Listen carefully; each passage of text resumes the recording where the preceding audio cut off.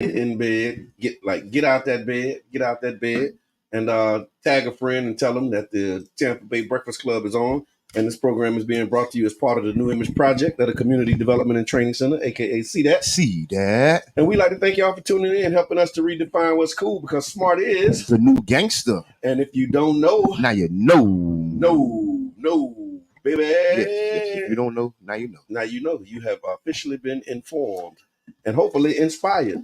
What's good, man? Oh man, the work is good. Yeah. Big shots out to everybody doing something. Everybody taking their time to move the ball. Yes, I agree. If this was like a football analogy, okay, everybody who's making the chains move, getting the first down, the change makers making change, moving the ball. That's right. I appreciate that. You know, we're going into the playoffs. Many hands make light. Yes. The African proverb. It lightens the load for sure.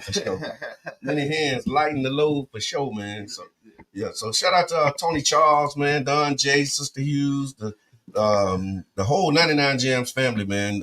Super Dave, Old School Flavor Show, and everybody involved. The voice of the people, the voice of King Jab. Yeah, AD been holding it down for a long time. Yes, Adrian West. Yes. If it ain't one thing, it's another. It's another.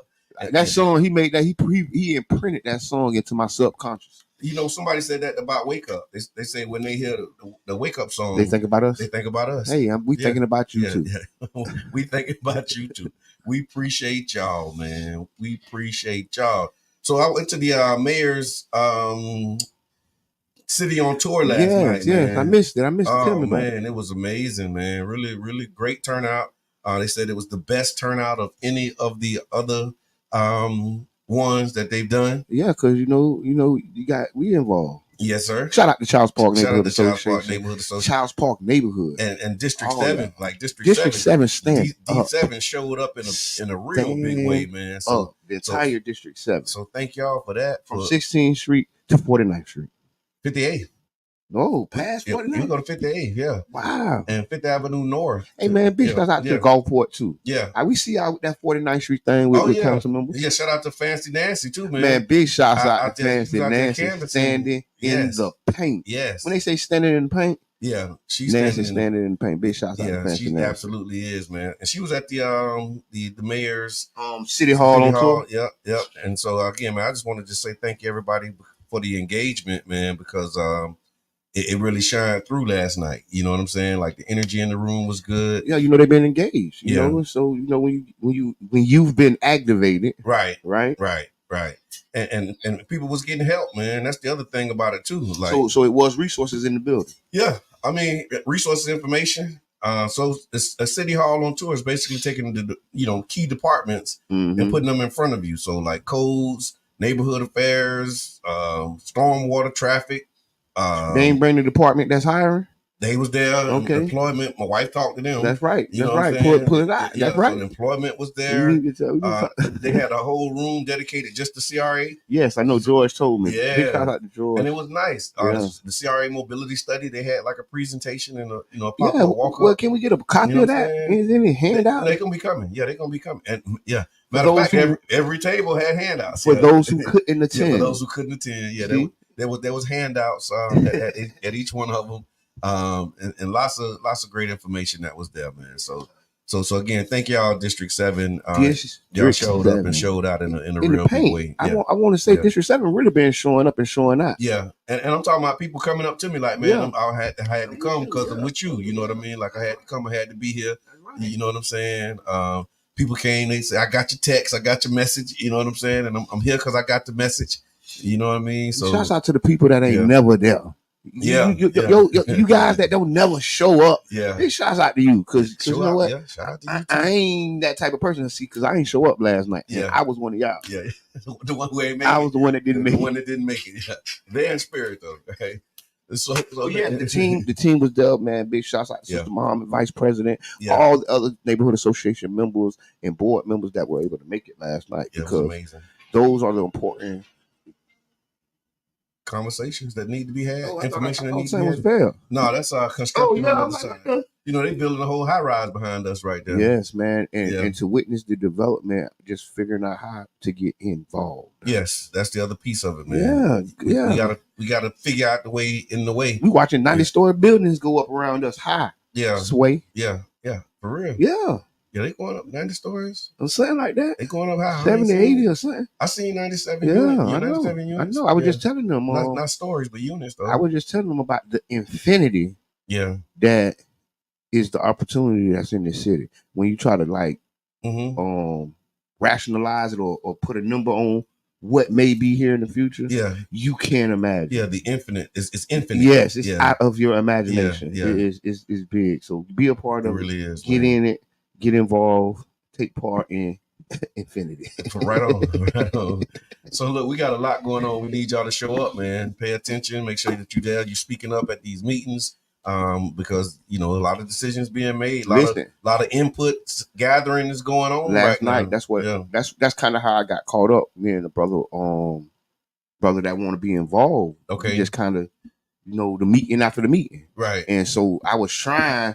You know what I'm saying? I was making my effort. We both were going to go. Okay, right? Okay, we met each other outside and we just locked in for about an hour. The meeting after the meeting. Yeah, we locked in for about an hour. And it's very important. Yeah. And one of the things that we were talking about is how important we are.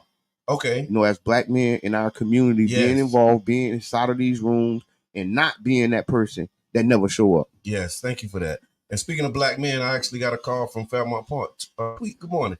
I got a call from Fairmont Park. I pulled up on them. And met with a guy that they got that's organizing some men's group. Okay. Because they really trying to get men in the building. In the building at Fairmont Park. You know what I mean? And they might need to come talk to us. Yeah, that's what they're gonna do. We might bring the 8 Kings back out. Yeah, we got to, man. We might bring the 8 Kings back out. We got to. Shout out to the 8 Kings. Because they looking for volunteers, and really you just go to the school website. Oh, you can go to D7 Speaks. You can go to click on the volunteer button on D7 Speaks and find out how to get involved. And find out how to get involved with Pinellas County schools. Because they really need us in them schools, man. So shout out to them. Shout out to the volunteer coordinator, because she had me on speed dial. She hit me with can you come over? I know you're busy, but can you come over real quick? I got somebody I want you to meet. And so it was like she had a live one. He on the hook. Come on. I want you to meet him. Come right now. So I was like, okay. It worked out though. She transferred to your line. It's Fairmont Park, so I'm like, okay, I'm on the way to City Hall, but I can stop by here before my. No, that's good, man. Because it's like an emergency. Yeah, you got to pull up sometimes. Yeah, and that's how she was like, man, please, if you can come by right now, you got to meet this guy because he got some stuff that he want to do, and so it was a great connection. And we're gonna continue to do some stuff. I'm going to Sanderlin today, man. Sanderlin, meeting with them and taking a tour. And then I'm giving a keynote, bro, to the Job Corps graduation on Friday. Okay. Yeah. Shout out to the Job Corps. Yeah, Job Corps, they doing some big things, man. And they recruiting. They trying to get more people from the city to go to the Job Corps. Yes. I heard about that. That was something. And we actually talked about it. And it's honestly about getting more community people involved. Right. I think the problem is a lot of times we want the community, but don't necessarily want to get community involved in the process, right? Yeah. The marketing, right? Yep. Put some people's names on the check, right? Let me just be blunt, because don't come and ask for volunteerism the entire time you're here. Put people's name on the check, and then you know what they do? They come out and then they tell people, hey, I work with Job Corps. I'm helping them get people. And guess what? That word of mouth is way more powerful than that flyer y'all got. Yeah. Than that digital advertising y'all got.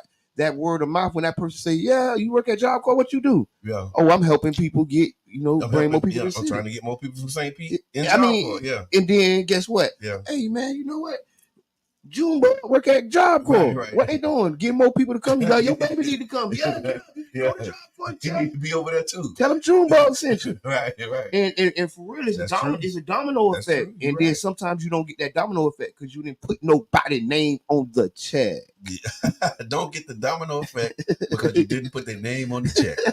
Bars from bar. You heard it here first. Tasha, good morning. How you feeling? 22nd in Tech, man. Yes, big shout out to 22nd in Tech. All your tech needs. Go follow 22nd in Tech on Facebook. 22nd in Tech. Believe that. Also, we still gonna keep pushing, man. They were there last night. Too Healthy St. Pete They're doing this healthy food action plan. And so the city wants your voice, needs your voice in the healthy food action plan. It's more than a program. It's a collective effort to boost health and equity. Focused on 16 census tracts. This plan targets areas with higher poverty rates and limited access to healthy food options, also known as food deserts, and dealing with issues including restricted food retail, transportation, and nutrition.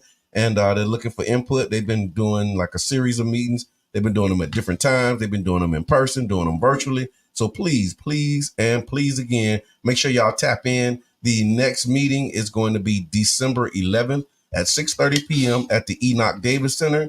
Then December 13th, there's a virtual session. And then the last one is January 9th at 6 p.m. at the Campbell Park Rec Center. For more information, you can go to healthystpetefl.com. But yeah, oh, it's a survey. Matter of fact, you can just take the survey. You don't even have to go to the meetings. I found that out last night too. You don't have to go to the meeting. You can actually just go online, take the survey, and give your input as well. If you don't want to go online, you can call them 727-892-5994, and somebody will get you in the queue and do what need to be done. But they got ways that you can give your input if you want to give input. I think that's a great step.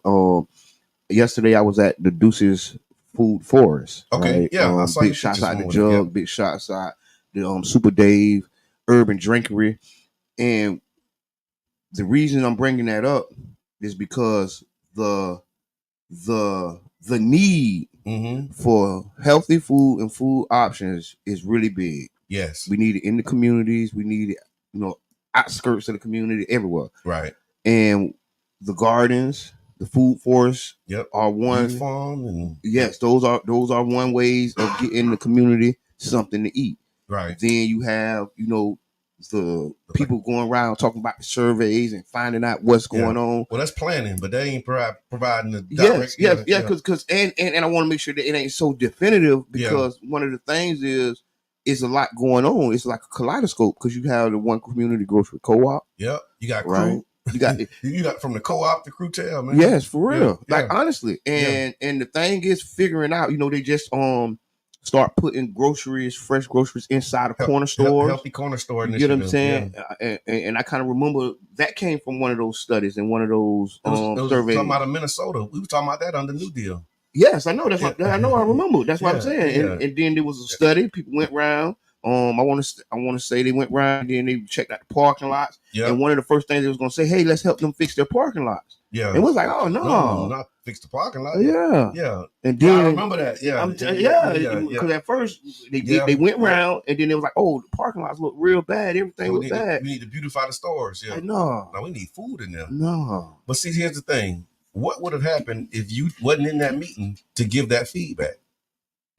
We'll probably have some beautiful corner stores with nice parking lots. And I think an amazing facade. I think Come on, man, ain't no but and no, because I think that has its place too. Yeah, right. Because we can gentrify our own community and stay there. Yeah, I ain't talking about the gentrification where you have a flight and we leave. Like, we improve about property values for ourselves.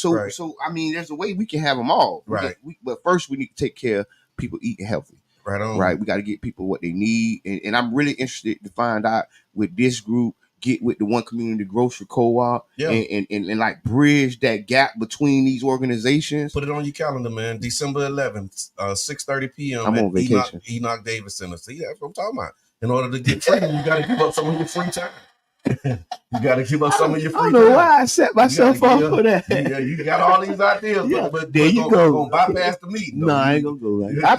I don't know, because I went to a meeting last night. Okay, about the healthy food? No, it was about St. Pete not for sale. It was actually about the Tropicana field. Faith in Florida? Yeah, Faith in Florida. Dylan Dane. Yes, it was it was a room full of people, man. Yeah. That was a healthy turnout. Okay. And we found out a lot of key points and information about, the deal. The deal. Yeah.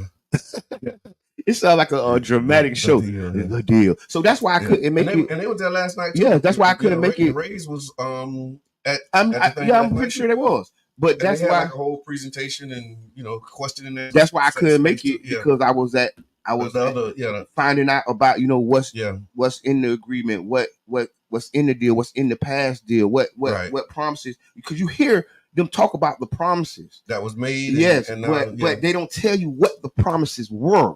Right. And that's kind of what it was about, going through it with a fine-tooth comb. Okay. And really, listening to people, who from the gas plant district, business owners that were there. So it was a very, I'm telling you, I had all intentions to come to the city hall meeting. No doubt. So here's what I hope. I would hope that at the end of that meeting last night that y'all was having, that there was a call to action for people to go to the historic gas plant community benefits meeting. Because it's going to be they did talk about that. They did talk December about that. December 13th at 6:00 at the Coliseum. Yep, they did talk about that meeting. I'm talking about not talk about it, but like, hey, sign up. Let's take a bus of y'all. Let's go over there. Yeah, I mean, because I hope they do. At those meetings, the city meetings is the place where they're supposed to. Like, we got to test these theories, right? That's where they're supposed to be, gathering the information, giving you a report back then. This is what we heard you say. This is what we're doing. But if you over here at one meeting and then you don't make it to the meeting where the city officials are at, then what we doing? I mean, the meetings were set at the same time, so I don't know. So I'm hoping that group will and that's participate. That's one of the things we official city meeting. But that's one of the things we spoke about, getting more community voices and more community participation. Because one of the things, it's essential, man. One of the things that I got out of it is that one of the main investors in this is not at the table. Okay. Right? The city and the county are the managers of city property and county property. Who owns that property? Right. Us, the people. Yeah. And a lot of the people are not at the table. So you have the investors from Heinz Rays, you have the investors, everybody with the interest, and then the people who are actually the primary investors aren't there in mass numbers, like you say. Get on the bus and go there. Why not? Well, people, why they ain't there? People working. Okay, like that's one of the things. We can't make excuses and progress at the same time. But that's one of the things. That's what I say. You got to give up some of your free time. But there got to be concessions. They got to be concessions. Man. And when you create your space better make concessions. Because if I was disabled, there would be concessions for my disability. Yes. What if I'm financially disabled? Okay. What if I'm financially strapped and I gotta be somewhere else? Okay. And make that concession too. Yeah. You see what I'm saying? And that's the thing. So you ADA qualified, what it is, economic. I'm just saying. Man, I hear that. I unite with that, and I do. I know you do. But I can't keep saying you can't make progress and excuses at the same time. You cannot. You gotta give up your free time. And we all gotta do, we all got stuff to do. We all have lives to live. I get it. But when these things happen, you gotta be there. If it means something to you, you gotta be there. Then you make a sacrifice. You gotta be there. Charity is what you can do comfortably. Okay, that's one. Charity is something you can do comfortably. That's one. I can give you a little something there. That's charity. But a sacrifice, you gotta stretch a little bit. You got to say, I need to leave a little early because I get off at 5 and the meeting start at 5:30. It's going to take me out. I need to leave a little early so I can go to the stretch meeting. A little bit. That's a sacrifice. I hear you. You know what I'm saying? And the people that's in these spaces, man, a lot of times they're making sacrifices. And that's why I'm here, because we sacrificed to be here. That's right. And now we encouraging other people I need help. You got to stretch. Like, look, I'm in this space by myself or with a couple of my peers trying to get people to tap in. And it's like, well, we got excuses. I got to go to work. I got to go to work. Hey, you got to stretch. I hear you, though. I hear you. You know, we want to run the world, but we don't want to skip legs. Ain't no sacrifice. Ain't no sacrifice too small, or so you can. We trying to run the world, but we skipping leg day. Collins, what's on your mind Wednesday? What's on your mind? No, you can't skip leg day. But you gonna be able to accomplish leg day with a person who's helping you, right? Because you shouldn't work out by yourself. They say that's right. So when you looking at him move by himself and he can't be everywhere, it ain't even fair to move that way. When in essence, when a team comes to the huddle and say, hey man, run that route. That's how a community doesn't miss anything. Right. Because the community that's united, 5 of them can go to that meeting, 5 can go to that meeting, 5 can go to that meeting, and 5 can go to that meeting. When the community is not united, 16 people coming back trying to tell 1,600 people what's going on in different meetings. And that's how you put the 2 on the 10. Yes, sir. I appreciate that. Congratulations, King Ray. Hey man, Mr. Moore. We got Miss Peanut with a ring, you know. Come on, man. Put a ring on it, man. Real nice. I appreciate that. That's what it is, man. I heard a beat down just then. I ain't talking about the beat down band. Shout out beat down band. But when my brother leave a meeting and he can't make it to the other meeting, man, that's we all right. can't almost go so much with bass in our voice and be pounded on him about missing a meeting. I'm not. Come on, you know that ain't what I'm doing. He needed help. That's the phone a friend. Phone a friend. How to be a millionaire? Phone a friend. Yeah, but that's the thing. You can be a millionaire these days by phoning a friend. We're gonna have this conversation off air about him specifically. Because I'm talking general. About him going from one meeting to another. No, that wasn't a beat down. I'm sorry if it sounded like I was like being overly critical of Mr. Edmond for not being there last night. That's not what the intent was. I'm talking, I ain't take it like that either. I'm talking about people who like at home on their couch talking about how crazy it is around here, and then it's a meeting to say, "Hey man, we trying to do something about how crazy it is around here," and they say, "Well, we ain't coming because they're gonna do what they want to do anyway." I'm talking about that group. You know what I'm saying? So with that group, right? That group what we can do is come in with intelligent ways to get that group involved. Yes, sir. You see what I'm saying? Right. So because the thing of it is, that group is majority of our people. It's us. Yes, sir. Yes, sir. And what we're saying is, and this is what we're talking about with insane movements, if that's the majority of our people, what does it say about our people? Our people vote, win elections, and you don't even have the majority of your own? Yeah, and here's the thing, Reno, I'm talking about voting when it's a room of 13 people and they decide because that's what these input sessions and what not are. Like again, 49th Street Business Association as a case is a perfect example. Yeah, like we have 40 businesses. Yeah, from start to finish. Yeah, like we got 40 businesses, maybe 30, show up participating, and then we take a vote in that meeting, and that's the direction. And so 16 can decide, like, okay, this is what the vision for this area is finna be. Yeah, I'm saying be one of them 16, and then when we vote. Like for elections, we're voting for people who are going to allocate the resources to do what the 16 people said that they wanted to do. Yeah, and that's what I'm saying. I'm saying get involved at the 16. You breaking it down. Get involved at the level where it's 16. So now we getting lanes removed on 34th Street. There was 60 people in that meeting that decided that. Yeah. You know what I mean? And now we saying, well, why they did it like this here? Because it was 60 people in the room. 31 said we want to have lanes removed. Yeah. That's the type of voting I'm talking about now. You know what I'm saying? But you gotta be present. Yeah. Or you gotta click the link and do the survey. And so then when we get the data to make decisions as council members, we can look and say, well, how many people was it? What area was it from? How did this go? Okay, that's how that worked. So watch this then. When we I'm not saying that's not the way. I want to add to it, because when we say, hey man, get there. No. If I can't get there, let me get somebody there. There you go. And that's what got Shawty Soprano involved. Yeah. Because one brother, John Muhammad, couldn't get there.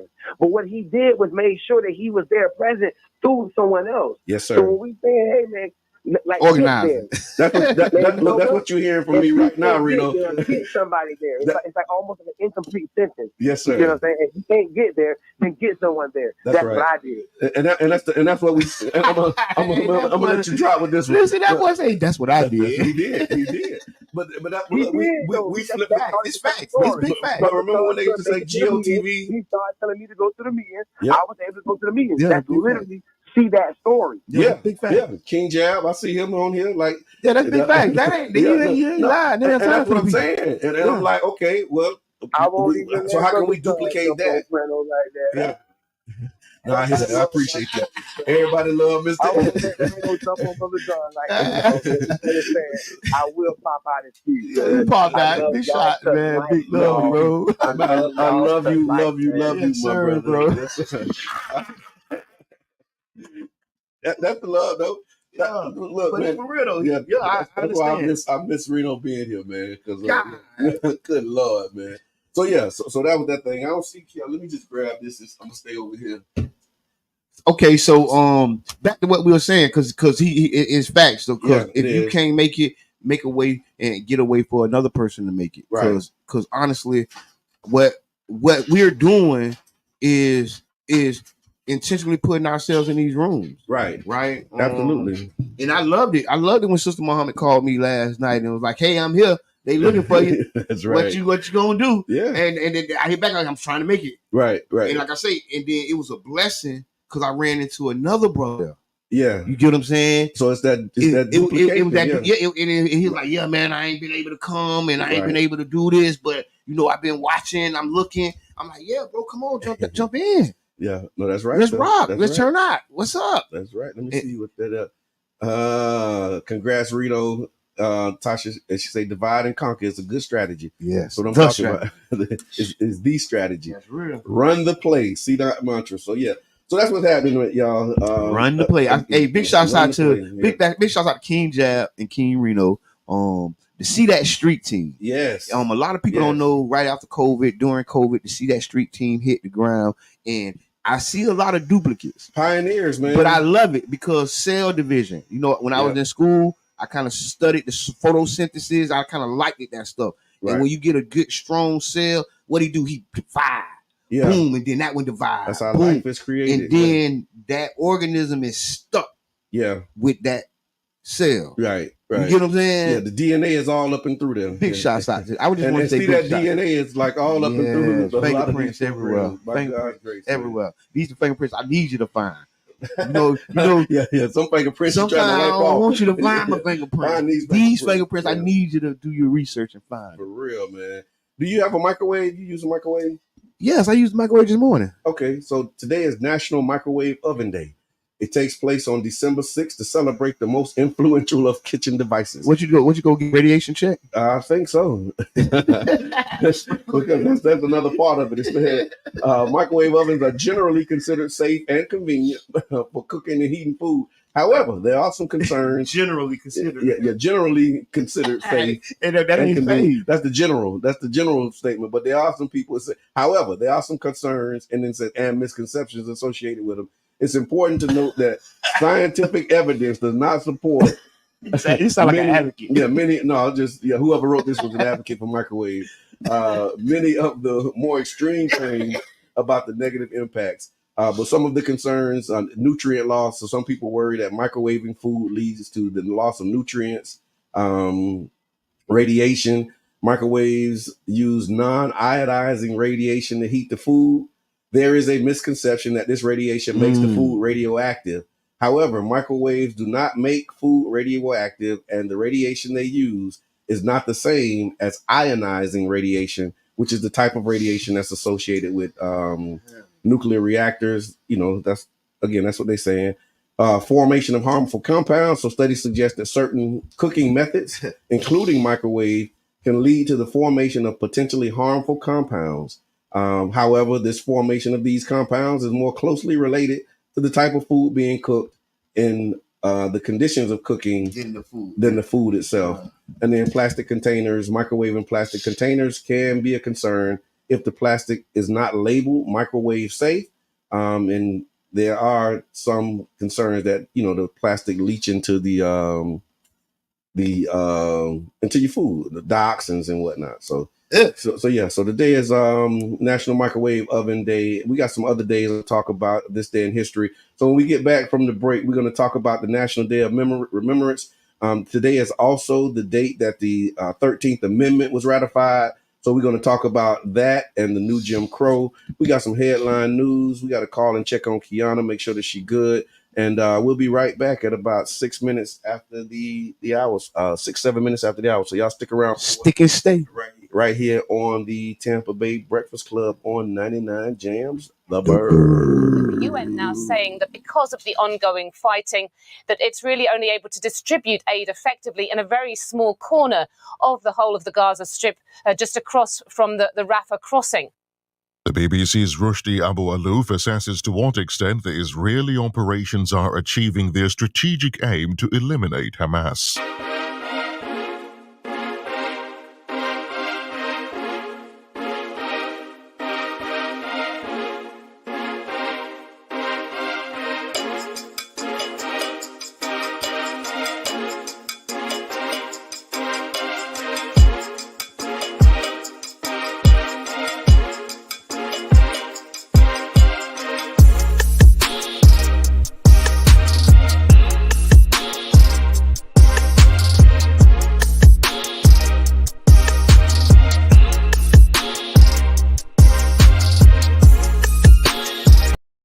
Hello, St. Pete. Welcome to the District 7 newsletter. We're back with more updates and opportunities for you to get involved. Let's dive into the latest news. Healthy Food Action Plan. The city of St. Petersburg is introducing a new program called the Healthy Food Action Plan, aimed at addressing the social, environmental, economic, and physical aspects of food access and security in St. Pete through programs, projects, partnerships, and policies. The Healthy Food Action Plan project is funded by federal funds to the city through the American Rescue Plan Act, ARPA, and will be operated by Healthy St. Pete, a division of the city's Parks and Recreation Department. The Healthy Food Action Plan will focus specifically on 16 census tracts designated by the city as healthy food priority areas. In-person meetings will be held November 28, 9:30 a.m. and December 11, 6:30 p.m. at the Frank Pierce and Enoch Davis Centers, respectively. For information on the program and to register for a virtual session, visit healthystpetefl.com for details. Water shortage notice. Due to the current drought conditions, the Southwest Florida Water Management District has issued a modified Phase 1 water shortage order that includes the city of St. Petersburg. The order goes into effect on December 1, 2023. This order comes after significantly below normal rainfall, reduced river levels, and increasing water supply concerns. To help conserve water, the city is shifting to a temporary watering restriction of once a week. This restriction applies to properties watering with potable, city, water from private wells, or private connections to surface water sources, lakes, ponds, etc. Additionally, residents should adjust their irrigation timer to ensure the settings are correct, as restriction enforcement activities will continue to be enhanced. This order goes into effect on December 1st and is expected to stand until July 1st, 2024. Please ensure all water systems are properly set up and prepare for an adjusted watering schedule. Mayor's City Hall on Tour. Don't miss the opportunity to be part of the Mayor's City Hall on Tour on December 5th at 6 p.m. at Childs Park Recreation Center. Engage in meaningful discussions about local issues, share your thoughts, and connect with Mayor Ken Welch and other city leaders. It's a chance to have your voice heard and actively contribute to the dialogue shaping our community. PSTA Community Bus Plan Survey. Calling all Pinellas County residents. Your voice is a crucial factor in shaping the future of our transit system. Participate in the PSTA Community Bus Plan Survey at bit.ly/envisionpsta to share your insights and ideas. Mark your calendars for the upcoming public workshop on December 12th, located at Enoch Davis Center, 1111 18th Avenue South, St. Petersburg, Florida 33705, from 6 p.m. to 7:30 p.m. Together, let's actively contribute to the development of a transit system that truly mirrors the needs and preferences of our community. The Community Reentry Experience. Get ready to embrace second chances at the Community Reentry Experience on December 12 at 12 p.m., hosted by Council Member Mohammed and community partners. Join us to actively support reentry initiatives, engage in discussions about challenges, and walk a mile in the shoes of a returning citizen during our reentry simulation. Mark the date on your calendar and be part of making a positive impact. The Community Reentry Experience is on December 12 at 12 p.m. at the Center for Health Equity, 2333 34th Street, South St. Petersburg. Save the date and make a difference. More than 16,000 people have been killed so far, with those numbers increasing by the hour. All right, welcome back. And just like that, we're back. This is the Tampa Bay Breakfast Club. Welcome back. Welcome back to Tampa Bay Breakfast Club. I'm your brother John. Hello, St. Pete. Welcome to the District 7 newsletter. We're back with more updates and opportunities for you to get involved. Let's dive into the latest news. Healthy Food Action Plan. The city of St. Petersburg is introducing a new program called the Healthy Food Action Plan, aimed at addressing the social... Thank y'all for tuning in to help us to redefine what's cool, because smart is the new gangster. And if you don't know, now you know. No. So yeah, man. So we're talking about community engagement, why it's important, how small votes, how one vote in a small room can increase the percentage. And freedom ain't free. And the weight. Yeah, freedom ain't free. We're gonna have to give up some of our free time in order to get our freedom. Freedom ain't free. Yeah. just a little bit. Somebody had to pay the cost. Come on, man. And that's this day in history. So also on December 4th in 1956, the Montgomery Improvement Association was formed. Oh, that's the bus people? Yep. And, it was formed by African-American ministers in Montgomery, Alabama, leading to the Montgomery bus boycott that followed the arrest of... Like 2 years later, 3 years later? Maybe a couple years. Yeah, like 59, 60. When it actually jumped off. Yeah. And so they started about 5 years before. It's like 56 is when they started. Oh, yeah, they was right on the hill. Yeah. So they was right up. What's that? Following the arrest of Rosa Parks, and so like that's what united them. Yeah, it was that. That's what united them. Talk about making the sacrifice. Yeah, that's what united them. Yeah. And then they jumped on. Yep, they did. The rest is history, and it's still more history. It's being made. It's being made with that. But yeah, that was absolutely the result of somebody making a sacrifice, man. Yes. And I want to double click on that sacrifice part because like you said, some of our free time, we gotta some of our free time and some of our paid time. Yeah. Right? Yeah. Right. We gotta loan some time back from some of our employers. Yeah. And get some stuff done. Some of them long lunches.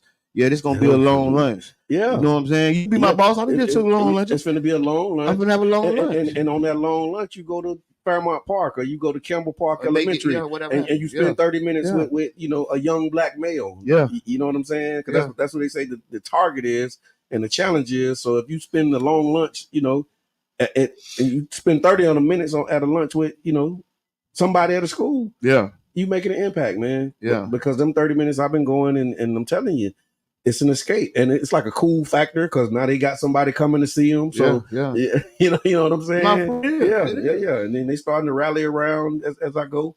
So now that one that you're going to see, they friends coming and they got conversation, they got ideas, and so it's not just the one that you there with, but it's others. Who is that? Who that coming to see you? Who you? Come on over here. Like, look, let me comb your hair too. You know what I'm saying? You got a little curl over there. Let me. Straighten these things out. Yeah, man. that's right. You know what I mean? But it's 30 minutes. Yeah. You know what I mean? Yeah, that's all you got because they got to go back to class. Yeah, they got to go back to class. Like, they on the timeline, too. They go back to work. And then you go back to work after that long lunch. But you made an impact, man. Also today, in 1865, that construction getting down over. That's what y'all hear. Like, they building Mr. Edmond would call it a 90-story building. right behind. Yeah. In my Mr. Edmond voice, man, they building a 95-story building right behind. All of them, every one of them, 90 story. I mean, after you get 3 or 4 up, it looked like 90 from the ground. So, but yeah, so 1865, the 13th Amendment of the United States Constitution was ratified. Abolishing slavery. That's air quotes. So wait a minute. Yeah. 1885? 1865. 1865. Yeah. The 13th Amendment was ratified. And the 13th Amendment of the United States Constitution provides that it says that neither slavery nor involuntary servitude, except as punishment for a crime whereof the party shall have been duly convicted, shall exist within the United States or any place subject to their jurisdiction. So that's when becoming a criminal made you that's when that's when they criminalized. Yes. Yeah, so that being they black. have slave labor. Yeah. And then it transformed into the criminal justice. Yeah. Injustice. The injustice. Yeah.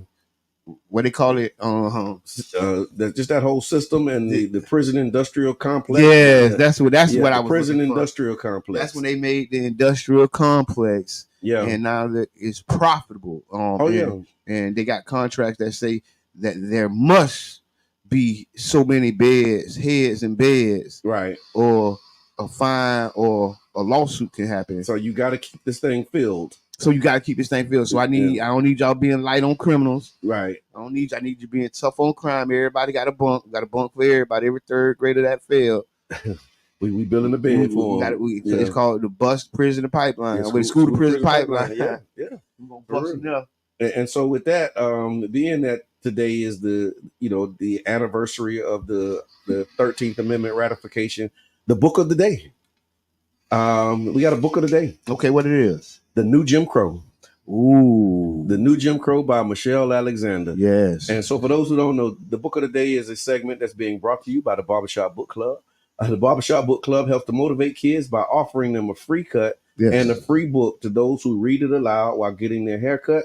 You can follow Central Station Barbershop on Facebook to learn more about the initiative or to donate culturally relevant books. Central Station Barbershop. Yes, shout out to T Brown and the amazing work that he's doing. Yes, big. And he's applying pressure, man. Yes. So I appreciate you, T. But yeah, the New Jim Crow by Michelle Alexander. It explores the concept of mass incarceration in the United States and the impact that it's had on African American communities. Some of the takeaways from the book: mass incarceration is a caste system. So the book argues that mass incarceration of Black America functions as a modern day racial caste system akin to the Jim Crow laws of the past. Yes. It highlights how the war on drugs has disproportionately targeted Black communities, leading to a dramatic increase in the number of African Americans in prison. Yeah. It talks about the how mass incarceration perpetuates poverty. Heads and beds. It perpetuates poverty and the disempowerment of Black community, the loss of voting rights for felons, and the difficulties in finding employment after incarceration contribute to a cycle of disadvantage. That's one of the other takeaways. Not generational wealth, generational poverty. Wow. Yeah, it's generational poverty. Like for real. Yeah. Yeah. And it can be directly tied to, mass incarceration, man. Racial profiling. So Alexander contends that the war on drugs has been used as a guise for racial control, with law enforcement disproportionately targeting African Americans for drug-related offenses. Even if it's a Black police? Yes, even if it's a Black police. Oh, I'm just checking the drop. I know. That's systemic. It's systemic, exactly. Yeah. So it don't matter who is in the position, right? The system continues to run. Absolutely. So no matter how good your heart is, right? And I'm speaking to people that work in the system, who live in the system or whatever. Yeah. No matter how good your heart is, yeah. If you are maintaining and uplifting the system that is in place, it's kind of already set, and you know it. Like it's kind of people with good hearts who work in these systems. They know what's up. You struggle really. They don't know what to do about it day in and day out. Yeah, that's what I've discovered. Because the ones who will open up and talk about it, they don't know what to do about it. They don't know how to secure their livelihood, and at the same time challenge the system and make the system. Yeah, you're and right. push the envelope, and that's what people got to realize. When you push the envelope, there is no model sometimes. Right. You just got to push it. Yeah. Yeah. You get what I'm saying? And that's when the risk takers come involved. You get what I'm saying? Because that's how we got to where we was at. That somebody pushed that envelope. Somebody pushed it. Yeah. And then they were like, oh, come on, push again. Yeah. And we got it in small ways. Right. And that's why I like that the experience that y'all finna have. Yep. Because that's gonna teach people what people going through, and not from the other side. You can say, okay, this is what I can do to change. That's right. That's right. I can make sure that we don't, turn people away. Yeah, you ain't got to do that. We ain't got to do that. We can do this. These are some steps that we can remove in the process to make it easier for people when they get here. A softer landing. That's exactly what we want the outcome to be. Like people to look at it and say, okay, this is what my experience was in this, and here's what my role is in my day-to-day life. Here's how I can contribute to making a change in order to improve this for those who may be experiencing this on a day-to-day basis. Like, I'm glad you said that, because that's exactly why we wanted to do it. That's amazing. Like, we wanted to do it. Our target is people who are in those positions. Yes. Like, we're not targeting people who just getting out. Because they're experiencing it already. Yeah. Like, and it's 12 o'clock. Again, speaking about the time, it's 12 o'clock on a Tuesday. Know your audience. Who can go there? Like, know your audience. And so we know that that's a long lunch break people. It's the long lunch break people. Exactly. It's the long lunch. And when you look at who's signing up, it's the long lunch break people. Yeah. And that's the people who we wanted to be in the room, because they're the ones who can make change in these systems. Yeah. And so that's 12 at 12. 12 at 12. Yep. December the 12th at 12 o'clock. Yeah. 12 at 12, man. Hey man, big shout out to the organizer of this, Brother John. in your capacity as council member. This is something big and historic. Big shots out to the Foundation for Healthy St. Pete for standing up in the paint. Urban League, thank you. Big shots out to Naked, Urban League, the whole Urban League situation. Yes, because I know that the Urban League and these different organizations are kind of the people we need to see this. Oh yeah, absolutely. So when you first told me about it, I was like, wow. Right. He was like, yeah, boy, I just came back from this thing, and I'm like, yeah, man, we need to do this. We need to do this. I got a meeting set up. Right. It's a Zoom meeting set up. We got to do this. And I was like, come on, jump on. Yeah. We got to do this, man. What you did? And Don Scott, shout out to Don Scott Jr., man. He out with Horizon Communities out of Tampa, and the brother it's that Cross the Bay Connect, man. Yep. This forging those relationships, pushing the envelope. Yep. Right? And you know what I'm saying? Forging those relationships and making something big. Yeah, because as soon as he said it, I'm like, man, what do you need to bring this to St. Pete? How can I do it? I know you said you know what it. I mean? And he told me what he needed. We got what he needed, and we bringing it to St. Pete, man. That's real. The Cross the Bay Connect, man. And like we're saying, this is for people that work like social workers, people that work in the returning industry. Tax collectors, we inviting them to come. Tax collectors, elected officials. Please. Elected officials. If you running for office next year, come on in. Come on in. So you can see how people who are returning from, right? Because some of them made some laws about this stuff. Yes. You get what I'm saying? So come on in. Some of these barriers that they face is because policymakers put these barriers in place. Yes. In the name of justice, but it's not justice, it's punishment. Yes. And that's the other part of this conversation. It's punitive. It's punitive and not justice. Like it's not just like there's no justification for it. Yes. It's just like we want to make it hard for you because you made a mistake or you did something and you never can get out of that. That was a retaliatory phase of the justice system. And I would say they're trying to come kind of out of that a little some piece. Yeah. But they still, you know what I'm saying? They still firmly in it. But you get what I'm saying? You'll see some of even the hardest judges and people backing off for some of that stuff. Yeah. You get what I'm saying? Even like Biden. Oh, yeah. The president is the perfect example of what I'm talking about. Right. This man was against everything. This man wrote the crime bill. Yeah, 1994. It was his pen. It was his pen from his desk, his assistants. And the way he's changed. Yeah. You get what I'm saying? Because everybody's saying like we're really just making people harder and bitter and harsher. And that ain't what we want to do. Right. We want you to pay for your crime. Yeah. And most criminals understand to pay their debt back to society. And you knew that when she was doing it. Like, okay, if I get caught, I'm gonna have to do something. Yeah, some of them like, but that don't mean continue to like after I paid, like don't keep reminding me of what I gotta pay. You almost run me back to it, honestly. Yeah, and that because it's much easier. But that go back full circle to what we talked about earlier, like that contract that they got to get them beds full, and you know what I'm saying. And so these barriers that's put in place, they know a high percentage of people. Yeah, I mean they said they just got to lower their thresholds, man. They said 60 to 70% of people recidivate or go back. Yes, recidivism. So out of 10 people, 6 or 7 of them are gonna end up going back. I'm gonna tell you, and a lot of that is the barriers. So let's say 3 or 4 of those people do the barriers. Another 3, 4, just got to get another taste of it. Yeah, they just ain't ready. Ain't ready to change yet. You know what I'm saying? Yeah. So you can almost cut them numbers in more than half by lowering some of these barriers. Yeah, these thresholds, removing the barriers. That's 30% recidivism. Now you talking like you Amsterdam or something. Right. You one of these other countries. Right. Like for real. Yeah. That's how their numbers are drastically different. Yeah. Because they don't. And they police officers don't even have to carry guns over there. like they got places like that. We the gun capital of the world. So people here ain't giving up guns. That is going to be a whole. Yeah. So they can just use them less. Let me ask you this: when you first heard the term, the new Jim Crow, tell me about that and what was that like? Kurt Donnelly, bought me the book. Mm-hmm. He was always talking about it, right? Right. And people don't know Kurt was the former president of Kona. Yep. Council of Neighborhoods. And Kurt, you'll be happy to know I'm taking Kona this year. You a big part of that. That's what's up. Child's Park. Big shots out to Sierra Clark. She had been going, Miss Paulette actually. Yep. Yep. Set it up so Sierra would go. She had a scholarship. Yeah, so I got the scholarship this year. Okay. Well, the sponsorship. Yeah. We communicate. Yeah. But long story short is he was the one that gave me the book. And he was like, "Hey, Jabbar, you know you know about some of this stuff, but here this is like they really." And I ain't gonna lie, I ain't pick it up again after you got the book. Nope. Yeah. Nope. I ain't gonna lie, I didn't. Yeah. I was aware of it. You know, I did some YouTube research. Oh yeah. But then it hit. Okay. Because he gave it to me a little before it hit hard. Before the wave. Before she was going and doing all the interviews. Yeah.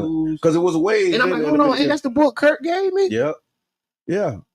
Yeah, Kurt was he was ahead of the curve. And it was interesting that, you got this, 50-year-old white guy introducing black communities to the new Jim Crow. Bought me the book. Yeah. Gave me the book. Me too. I know. Had a box of them. Yeah, I know. And was like, he's like, I'm putting these out. He was like gifting these. Yeah, I'm putting these out here. Y'all need to see this. And he was doing town halls. This is why they removed him from Kona too.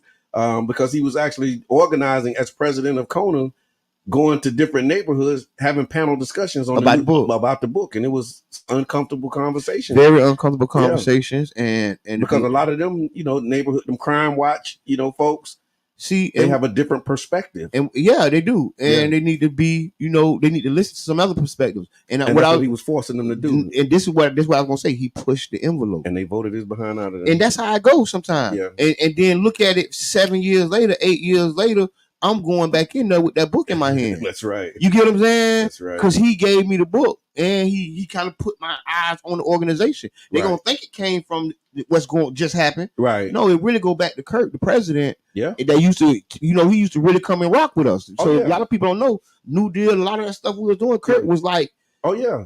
So, he was in. And that was like back in the STV 12 days. Yeah. Like he lived on top of the dirty. Yeah. If y'all know the dirty, y'all remember the dirty? Yeah. Y'all know that apartment on top of the dirty? Right. That's what Kurt that's what he used to live. Right?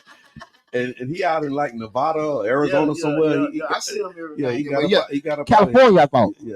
He went to California, and then from there he went to Arizona because he like post pictures of him at Area 51 and where the aliens and all that stuff. I know. Out there. We shot. But listen, the reason I want to say because the impact one person can have, and how you can push the envelope from within the system. Because if you know about Kona got some very, very, very, very, very, very serious history issues with us. Oh yeah, and I'm gonna let them know I know. So don't when you walk in. I'm here to do it, but I'm gonna let you know now.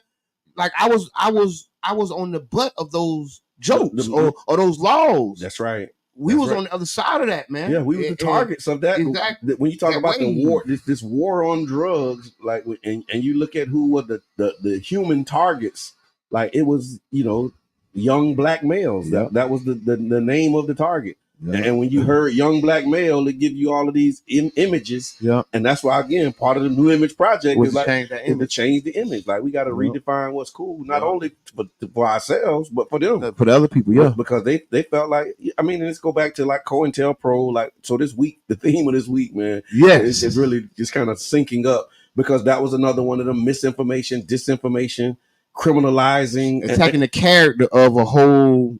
a whole community, a whole just in all aspects, and and then anybody who rises up to say, "Hey, wait, man, you can't even say it's a systematic thing without people saying, "Oh, he's saying the system, he's saying the people are." Yes, y'all got CIA documents that say it too, baby. They said this is policy. Yeah, Watergate. That's what that document. Them documents they stole. It was policy at the Democratic office. Yeah. And it's so much more of that. That was something. Yeah, and that's what they put out that we see. Like, yes, it's stuff that we haven't most stuff came out. So it was a wave of declassifications. Okay. So every president, it come to their term and it come to a point in their term where they declassify stuff. Okay. That's why some of the classification came out about the Martin Luther King and Malcolm X stuff. Yeah. Some of that which got with the brothers now getting exonerated. That's because those documents became declassified. Yeah, and we've been screaming for years to open up them files. Listen, and for years hindsight is 2020.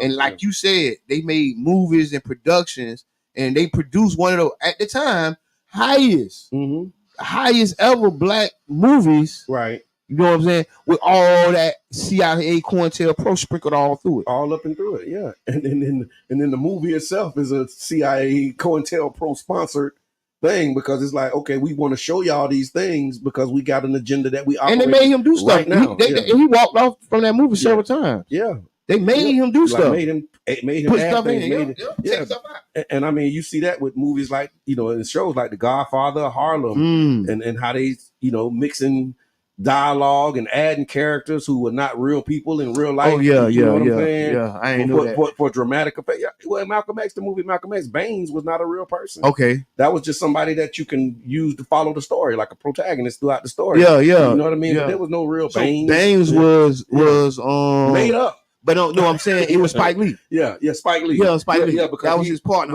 I didn't know he didn't have a. No, so Baines. No, that was Shorty. Shorty was a real person. Okay, but some say Shorty might have been Red Fox because he was real close with Red Fox too. But they won't confirm or deny that. But him and Red Fox was tight when they was younger. But the character Baines, the one who asked him in the shower, "What makes you ashamed of being black?" Right? When he was perming his hair in prison. Yeah. And like that character, that person never existed. What makes you afraid? That's right, though. That's right. That's one of the questions, though. That's one of the questions, man. Taught you to hate yourself. Skin. Those are great questions, man. Reno hit him with I ain't black. I'm pecan tan brown. Y'all got me hallucinating. Talking about I'm black. We look at our skin and say, "Oh, this beautiful black skin," and you looking at brown and copper colored skin. Under an illusion, man. Yeah. So get the book, y'all. The New Jim Crow. Again, today is the anniversary of the date that the 13th Amendment was codified. Yes, and the New Jim Crow. I see what you did there. Yeah. I see. You drew a line from that everybody except criminals, and then all the way to the New Jim Crow. The New Jim Crow. Yeah. How it from the time that they passed that law. And what they did, and then how they adjusted, because it's in the books. You know that whole system of slavery. Like they had to keep it going. Yeah, and they had to figure out a way to keep it going, and the way they figured out to do it was through criminalizing, or the criminal justice system. And I mean, like convict leasing is a whole nother thing. Yeah. And what about the sharecroppers? Sharecroppers was a part of that, but that was more of the economic aspect of it. But it still came all the way to like the 70s, 80s. They still got people sharecropping somewhere in the bayou right now. Yeah, but look, and that was the man discovered these people that was still slaves. It's called the Cotton Picking Truth. It's a I'll see if I can pull it up. Cotton Picking Truth. Yeah, it's a documentary about how in, I want to say 1970s. Somewhere it came up. They found the lad. Person on a plantation that was still sharecropping, but that was more of the economic, slavery. Because you free, but you don't have no land. I mean, it's like, okay, they basically just they put you out. You know what I mean? And when they put us out, some people went west, some people went north, and other people was like, how about if I just stay here?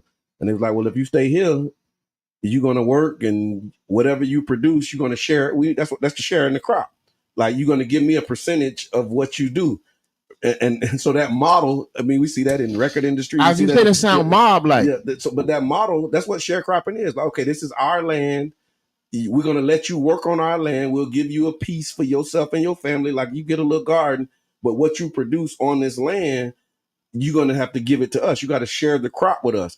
Oh, and by the way, we're going to tax you for your tools because you don't have tools. So we're going to, you either buy them, and if you ain't got no money to buy them, we're going to give you a loan to buy them. Yeah. So now you in debt for your tools. So the crop that you give to pay off your debt, what it is. And but that was that sharecropping system, how that evolved. It was just like people, you free, but you ain't got nowhere to go. So they say, all right, well, you can hang out here. You can stay here. Human trafficking. You can stay here.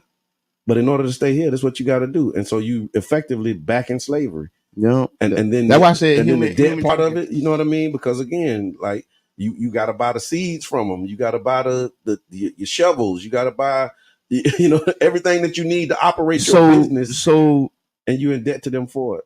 So it's really like they say, like Michelle Alexander, so eloquently pointed out that this is a whole system. It is of laws, ordinances, and policies than just simple practices. That's what it is. It's policies and institutional practices. Yeah, just practices. They can change this at a coffee meeting. Right. Around the water cooler, some of this stuff can be changed at the water cooler, at the coffee pot, man. Yeah. We ain't got to go through all that mess. It's just, is you ready to push the envelope? Right. See, we back to the envelope. Yep. Right? You think that is a policy, but it ain't written down nowhere. Right. Tell them people to stop. Yeah, you can do it. You the boss. Yeah.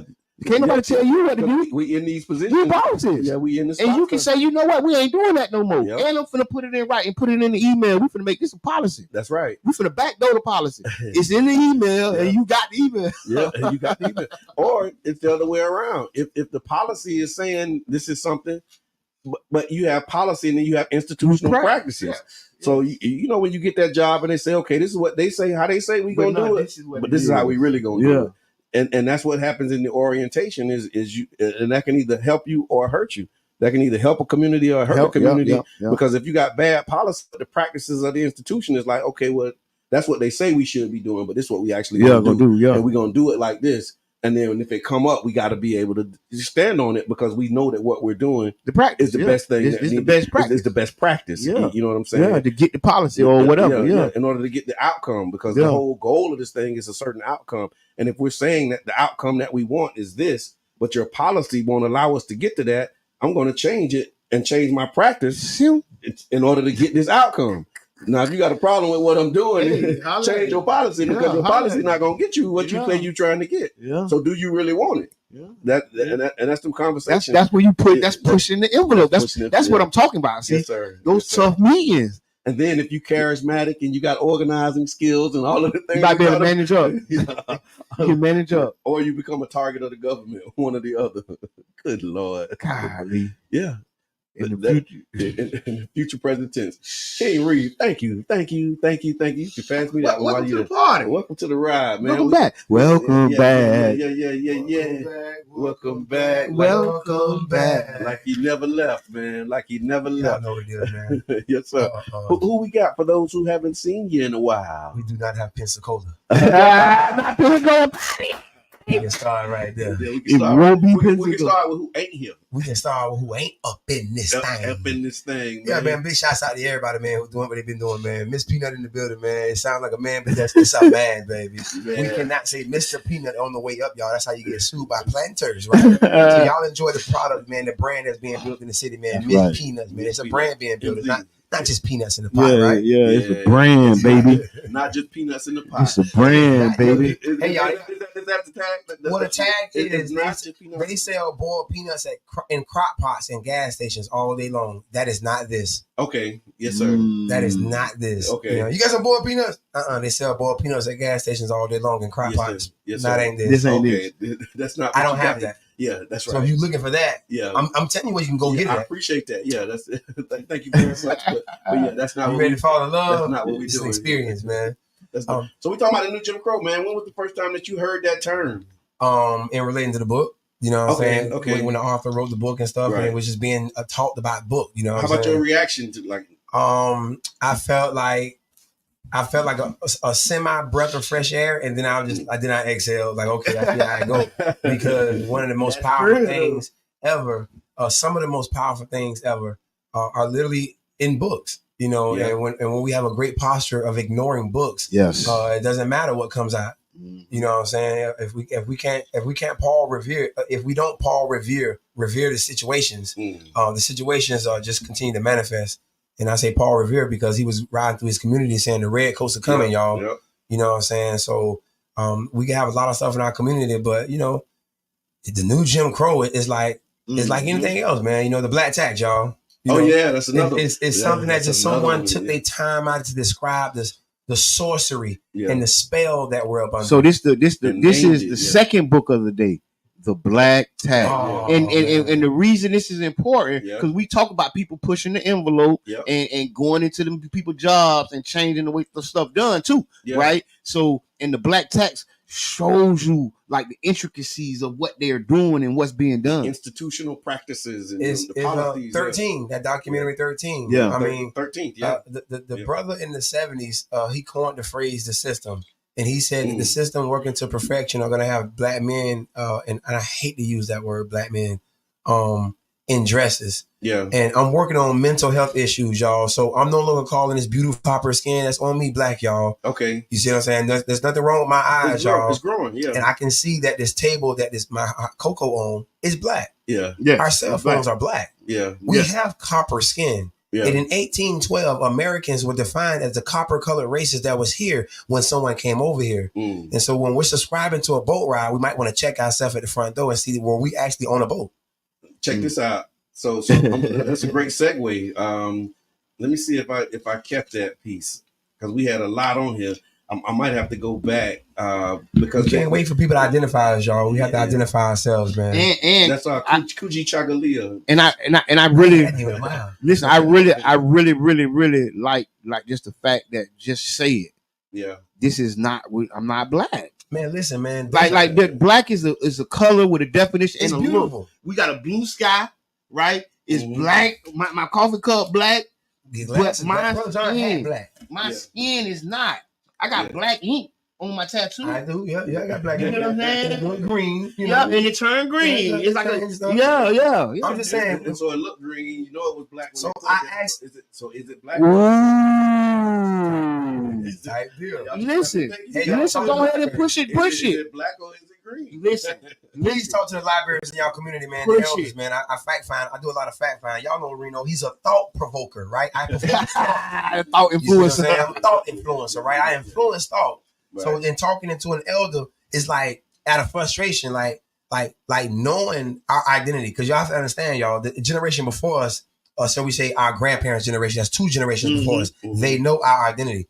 That's why when you go ahead and Google the Civil Rights Bill of 1968 and just kind of casually scroll down to the nickname of it, it was nicknamed the Indian Rights Bill. Okay. You see what I'm saying? So I asked the elder, why did we settle for black? You know, like what was that all about, right? He says, well, Reno, you know, we would rather be called anything but Negro. And I had to eat that, right? Because when you look at the timeline, we literally were called Indian when people first came over here because that's what we called ourselves. Okay. Being that this was also one of the names is India Superior, y'all. Okay. You can just Google stuff. One of the names of our soil. Be careful with that too, though. Yeah. Google algorithms is very careful, so you can do more scholarly work and do other things as Google. But for layman's terms, just go ahead and start your search. You know what I'm saying? Look at one of the names of your country. It was India Superior, and at the same time, into 1940s, India, it was called Hindustan over there across the water. So when we think that's always been India, we're not accurate, right? And so Hindustan is the actual name of that country. That's why they still practice Hinduism, y'all. You know what I mean? And India was over here. And these are Indians over here with copper skin. Oh, those Americans, they still drive culture on the planet right now, y'all. And so the people who have our identity currently have casinos, and that's called hush money in English. Somebody who steals your identity have to have something to steal it. I can't find this article. Please find the article. But the casino is called hush money in English. Here's the gist of the article, and I'll give you the overview, and then we can probably just run it back on Freestyle Friday. But it's basically the so-called Indian tribes now are basically meeting with the Biden administration to tell them, like, what y'all gonna do about all of these broken treaties. Like we had agreements with y'all that y'all did not honor, and we were just talking about treaties. And now there's an organizing effort that's starting to escalate to saying, look, y'all got to make these things right. But the treaties went with them. Hold on, they offered them $100 million in reparations, and they was like, no, we don't want that because the land was never for sale. Like, we want justice, and they deciding and defining what justice looks like. So whoever we identify as Indians or indigenous or whatever, there is a move in the country right now, and I think it's the Sioux. That's why I wanted to find the article, because it names the nations, because they're not tribes. They don't refer to themselves as a tribe. They refer to themselves as a nation, because they have sovereignty. They have land. Yeah. So which is what we talked about earlier. They put us out, but didn't give us land. It's Jay-Z bars, man. Allow me to reintroduce ourselves, right? And we don't have to wait for someone to identify us, because people love to switch our identity. And so when they came over here as Indians, then in the 1800s they spent time removing our names as Indians to Negro. Man, they even changed who was Caucasian. Like that wasn't a whole. It wasn't just us. No, like, but this is our land, though. No, when we do that, I'm riding that wave. I'm with you. I'm with you. I'm not against you. I'm with you. I'm building. Okay, build. It's not a contradiction. It's going up. It's an escalation. I just understand that we don't need nobody on the double dutch with us right now. Yeah. So when we say black and brown community, like Brown has had 2 governors our lifespan. You see what I'm saying? That's Ron DeSantis, right? And also Bob Martinez. So Brown don't need help getting to be a governor. Yeah. We need help, right? But see, 1811, you fought us. 1810, you fought us, right? The Seminole Wars, and then you brought Florida into the Union in 1850. Yeah. You see what I'm saying? These are current events, y'all. And then you talk about the Louisiana Purchase, but you don't talk about what Haiti's role was in that because they needed the fund. They was out of money. Yeah, it was like, no, they just ain't want to be here no more. After they got spanked in Haiti, they was like, y'all can go ahead, y'all have that. And that's what made the judge. You talking about the West Indies? Yeah. There you have it. I'm just saying. You talking about the West Indies?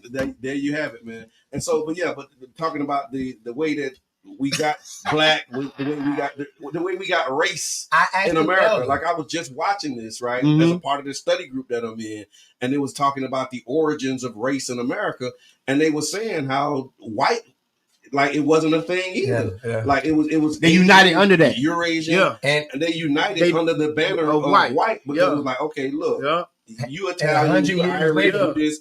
We all just white. Spider-Man mean. Right. But that's what they did. The thing of it is, 100 years later, we don't identify ourselves as home. Yeah. That's a problem. Yeah. I don't care about nobody else being renamed and reclassified. Yeah. They're not being reclassified on their land. Yeah. You see what I'm saying? And it's to the point where, I asked the elder, he's coming out of the 60s and the 70s. Okay. I said, well, why did we settle for a color?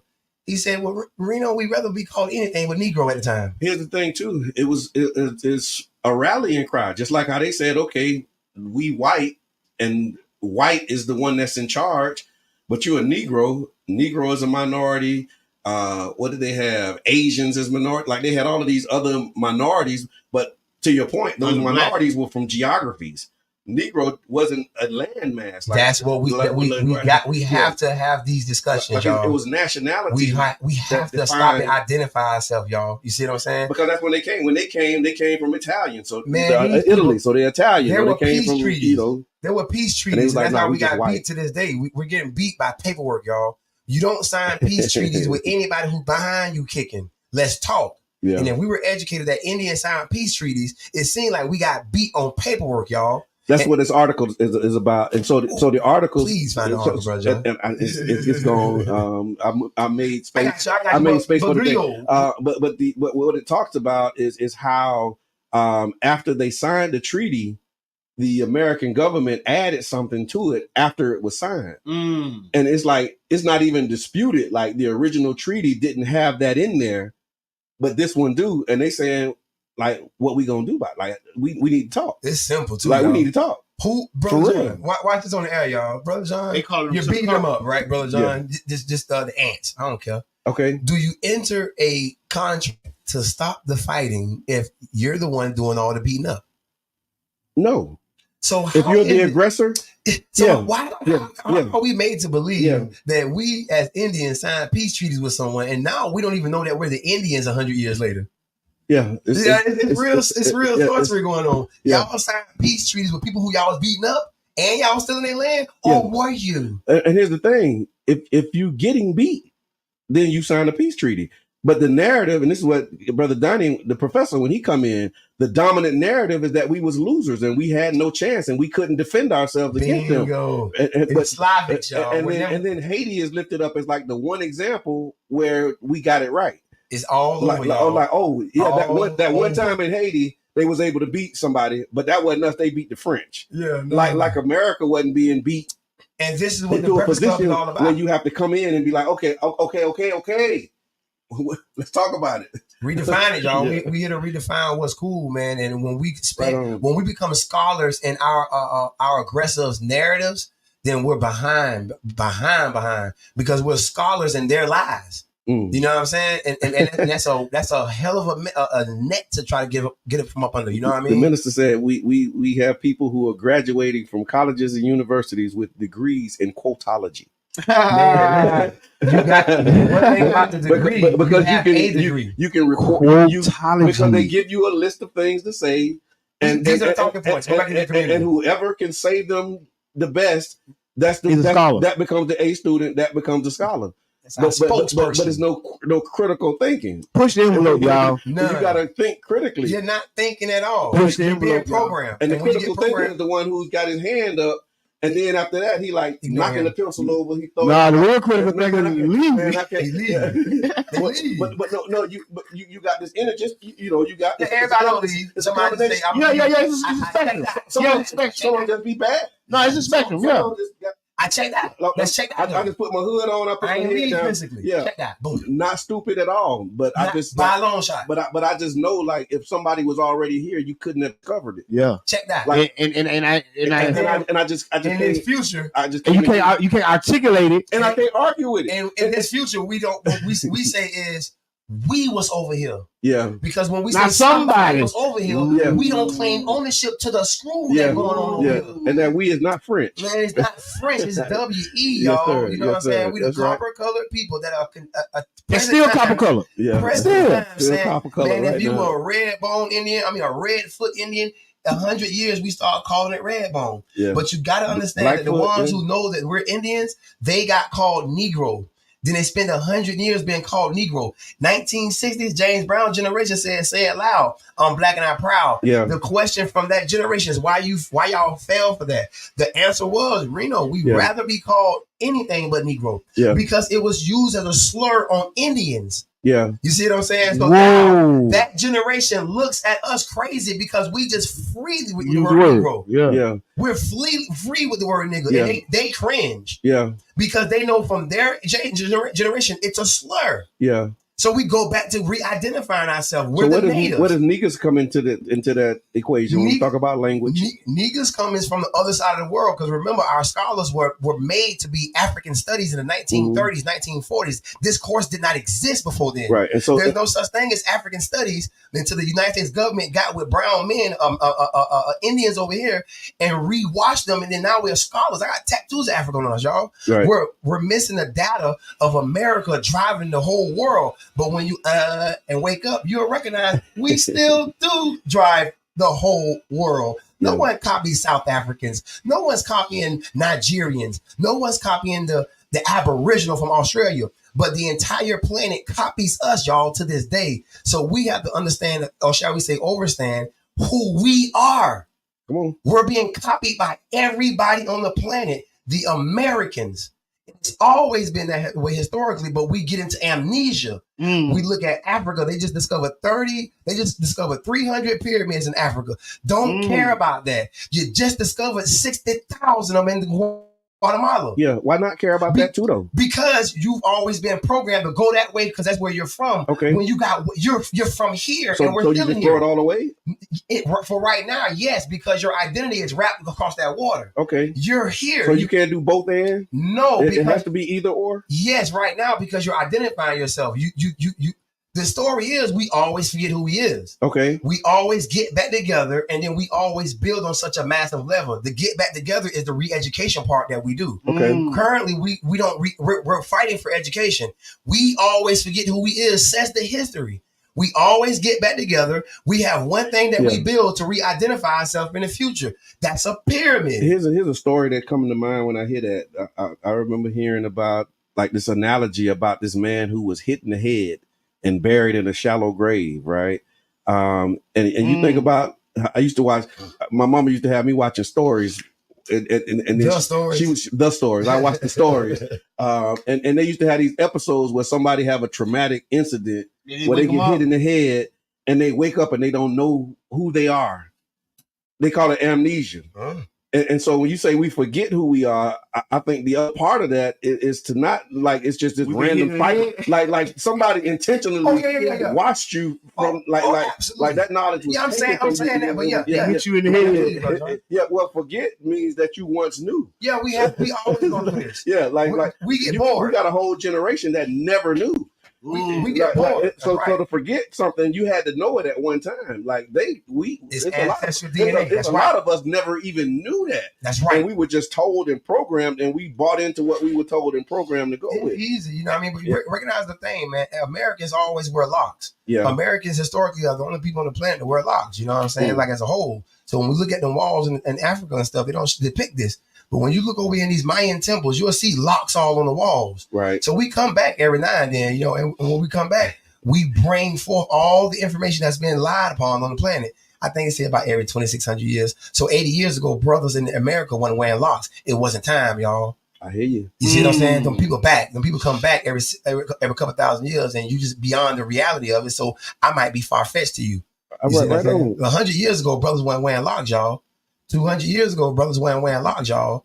Were wearing locks, and them people wore locks on them walls because they're here to re-identify themselves to everybody. Have fun, though. Right on. And you see some hieroglyphs with some 360 waves on them, too. I'm just saying. Across that water. Across that water, though. You don't see it over here. Yeah, you don't see I'm just saying. Yeah. I'm just saying. But that's what I'm saying. If you are original, that means you be and have been everywhere. Yeah, that's real. So that's like, so you saying, you know, either or, I'm saying both and, like we everywhere. Just change it around. We everywhere. Y'all never there. We everywhere. You never there. Let me help y'all with hogwash, y'all. We talking about some Pangea. Like, everywhere anybody went, they found us. When you believe in Pangea, you what you're saying is we conveniently say we're gonna stay on the warm parts when they separate. It's just hogwash, y'all. We ain't thinking. Let's take this call. Caller, it's what's on your mind Wednesday. Hogwash. hey, y'all going in, but it's hogwash. It's the Tampa Bay Breakfast Club. The confusing part about it though is things was going on at multiple times, and that's the part that people don't understand. Like King Reed was just saying, like we weren't wearing. Of course, we was wearing locks. They was wearing locks over 200 years ago. That's how they came up with the story of Medusa. Those was dreadlocks in her head. They didn't know how to explain it, so they said they were snakes. She looked so beautiful that when you looked at her, you turned to stone. Not literally turned to stone. You can't move. You're frozen by your beauty. Yeah. When you look at those, talk that talk, man. Those Egyptians, they took their locks, or those Africans, they took their locks and they wrap them around their head. That's why when you look on the side of the pyramid, you'll see the lines drawn through the stripes in their head, making stripes in their head, and they call them aliens. Mm-hmm. But those are actually African people with their head wrapped in locks. So they look like they got big heads. Yeah, they look like they got big heads, but it's nothing but hair. And why this is going on? I know people that wear that. Wait. Talk that talk. But why this is going on the other side? This is going on. These same things is going on over here in America. What is known as American before it wasn't discovered by Columbus. We already know that, but we ain't gonna argue about that. Mm-hmm. So it's just like you would be growing up in America. Your counterparts will be growing up somewhere else. Right. And we did get fooled into the idea of believing that we not from here. All of us came on slave ships. No, all of us didn't come on slave ships. Right. When they came here, it was some of us already here, because before they even came here, 200 years before, the Africans, they was already coming here. Columbus writing in his diary, the black one knows the way. The African knows the way. That's why he got lost. Yeah, it's in his diary. Because he wasn't listening to the black man. He wasn't listening. Well, he did. I told you he wasn't. He did. He had two Moors on the boat with him. They couldn't even get over this side of the world without having us on the boat. You know what I'm saying? But when we taking the factor that the largest pyramids on the planet Earth are here, then we were here doing something before we went everywhere. When the whole 200 year diaspora is to teach us African studies, it gets us the Euro step here. You don't build the largest pyramids here and then go over there and say that's home. What I hear you be saying is this: just like they building outside this window right now, they got another crane downtown. Real facts. Like they didn't have to. They didn't have to build this building first and then go build something somewhere else. Most of the we was everywhere. We was everywhere. Like most of the destruction happened here, though. We make it seem like it was like, okay, we started here, then we built. Like we was everywhere. The largest population of black people outside of Africa is South America. Like we was cooking with two hands. Ain't that what it's like? No, I agree. Like it wasn't just like we were globetrotters. Right. We literally walked, ran, floated, fly. We did it all. We like for real. We were globetrotters. They got tracks all over the world. Let me just say one quick thing. You wouldn't you wouldn't think that one dinosaur just stood in Africa and none of them came over here, or it wouldn't be oil over here and oil over there. There you go. Just The like the dinosaur got the smallest brain, and it got sense enough to go from here to over there. You don't think the man got sense enough to chase the food from over here to over there? At the same time. So and before it was separate continents. Hey, one continent. Hey, Yubi, go ahead. Finish that. Yes, that thought process. I'm sorry. And we have to land the plane in like 4 minutes. So you guys go ahead. Post last night.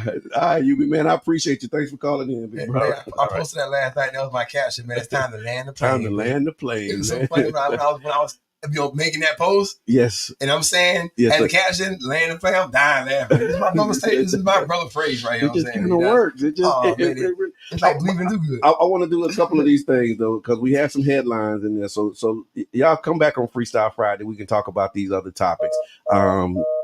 So on Freestyle Friday, because it is some headlines, some information that we want to put out. Make sure that you get Duke Energy doing something crazy. So we want to make sure that you know about that. No, that's the headline. Duke Energy doing something crazy. So now it's a story about Duke Energy, but and I wanted to be able to plumb the line and really pull the string on it, but we don't have time to go into it. So we want to talk about that. But they basically been approved for $91 million to pass on the cost for the recovery from the hurricanes, plural. Oh, so why the bill went up? Yeah, so that's the other. Like I said, we want to talk about that. Like I can't answer that question. I'm just saying that. We can't. I thought that's why the bill went up. Yeah. So Duke Energy, we need to talk. And so we're gonna talk about rebate. That. we also we got to Ask Qiana, and I want Qiana to be here for it because the Ask Qiana on Monday was a husband writing in talking about his wife, and this when the wife and this when the wife is like, respectfully. So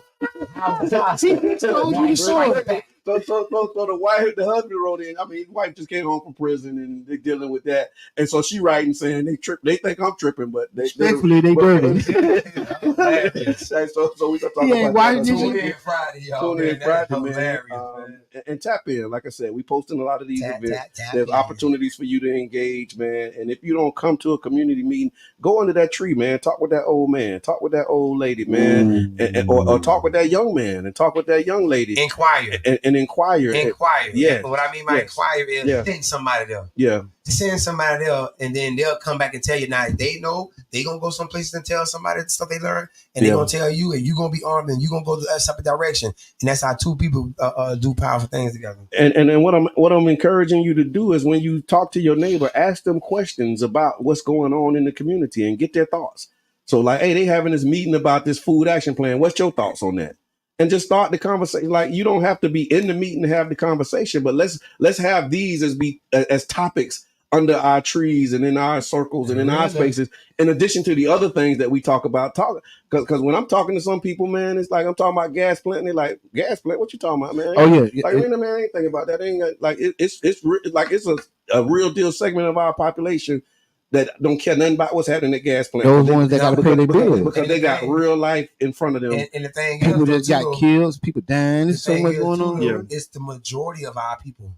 Thank you. You see what I'm saying? So gotta activate them. Before we go, I just want to give a big shout out to Where Your Hell Been At Bike and Toy Drive. Right on. Donate bikes or toys. Sponsor a child in the Child's Park area. This event is coming up. I put the flyer inside of the comment section. Okay. Thank y'all so much. This is gonna be my parting words. Okay.